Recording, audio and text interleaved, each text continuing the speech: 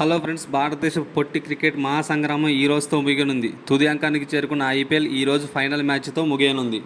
Final match Gujarat titans versus RCB మధ్య జరగబోతుంది. ఎవరు గెలిచినా వారికి ఇది రెండో ఐపీఎల్ టైటిల్ అవుతుంది. ఇరు జట్లు తమ మొదటి ఐపీఎల్ టైటిల్ని ఈ మైదానంలోనే గెలుచుకోవడం విశేషం. ఇరు జట్లలో ఆర్సీబీకి ఎక్కువ అభిమానుల మద్దతు ఉన్న గ్రౌండ్ మద్దతు మాత్రం జీటీకే ఉంది. జీటీ తమ హోమ్ గ్రౌండ్లో ఎంత పెద్ద టీంనైనా ఓడిస్తుంది.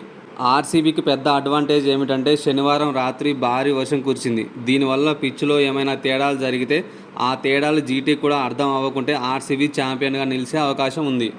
మరొక వైపు భువనేశ్వర్ కుమార్కి గిల్ మరియు బట్లర్ మీద మంచి రికార్డు ఉంది. ఆర్సీబీ విజయ అవకాశాలు మొత్తం భూమి మీదనే ఉన్నాయి. గుజరాత్ టాప్ 3 ఎంత తొందరగా అవుట్ అయితే ఆర్సీబీ రెండో టైటిల్కి అంత ఈజీగా వచ్చేస్తుంది. మరోవైపు గుజరాత్ టైటన్స్ విషయానికి వస్తే రబాడా మరియు హోల్డర్కి కోహ్లీ పైన మంచి రికార్డు ఉంది. అలాగే రషీద్ ఖాన్కి దేవదత్ పడికల్ మీద మంచి రికార్డు ఉంది.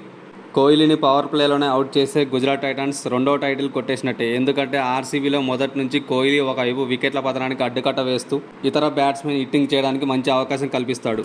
ఒకవేళ కోహ్లీ అవుట్ అయితే మిగతా బ్యాట్స్మెన్ ఆత్మరక్షణ దూరంలోకి వెళ్ళిపోతారు. దుర్భేద్యమైన బ్యాటింగ్ ఆర్సీబీ సొంతం కాబట్టి కోహ్లీ అవుట్ అయినా కొన్నిసార్లు కోహ్లీ పాత్రను రజత్ పడిదార్ పోషిస్తుండడంతో మిగతా బ్యాట్స్మెన్ హిట్టింగ్ చేస్తున్నారు. టైటిల్ ఫేవరెట్గా ఆర్సీబీ ఉన్నా కానీ రాజకీయాల వల్ల ఫైనల్ని బెంగళూరు నుంచి అహ్మదాబాద్కు మార్చారు.